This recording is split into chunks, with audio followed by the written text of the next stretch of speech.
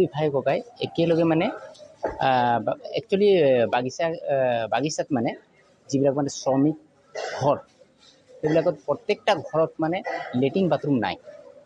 তো গতিকে বাগানতে গৈছিলে লেট্ৰিন কৰিবলৈ। লেট্ৰিন কৰিব যোৱাতে তাত লেট্ৰিনত বহিছে, বাঘে আহি আক্ৰমণ কৰিলে। ক'ত আক্ৰমণ কৰিলে? তেওঁ ক'ত দুখ পাইছে?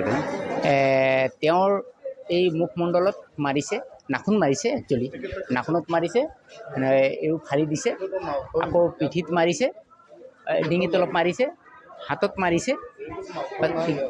কেৱল কিন্তু নাখুনহে মাৰিব পাৰিলে, মানে মুখত মানে যদি দাঁত মাৰিলেহেঁতেন তো শেষ হৈ গ'ল।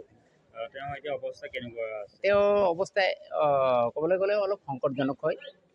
তো গতিকে তেখেতক মানে এতিয়া যোৰহাট চিকিৎসা মহাবিদ্যালয়ত মানে এতিয়া ভৰ্তি কৰোৱা হৈছে, এতিয়া চিকিৎসাধীন হৈ আছে। কঁঠালগুৰি বা চাহ বাগিচাত পূৰ্বৰ পৰাও বাঘ এনেদৰে ওলাই আছিলে নেকি? বাঘ আছিলে নেকি? হয়, আগতো তেনেকুৱা ঘটনা ঘটিছিলে। আমাৰ একচুৱেলি কঁঠালগুৰি বাগিচা গিবন লাগি আছে। তো গতিকে গিবনৰ যিমান বাঘ বা যিমান জীৱ জন্তু আছে চব মানে বাগানত আহি পৰে। এই বিষয়ে বন বিভাগক জনোৱা হৈছিল নে? জনোৱা হৈছিলে। আহিছেনে তেওঁলোকে এতিয়ালৈকে বৰ্তমান আজিৰ যিটো কেছ, আজিৰ কেছত বন বিভাগক মানে আমি জনাবলৈ সময় নাপালোঁ।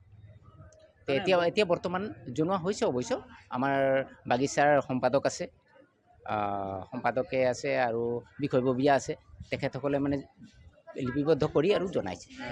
তেওঁৰ নাম কি? বাঘৰ আক্ৰমণত যে আহত হোৱা পৰেশ তেলেঙ্গা।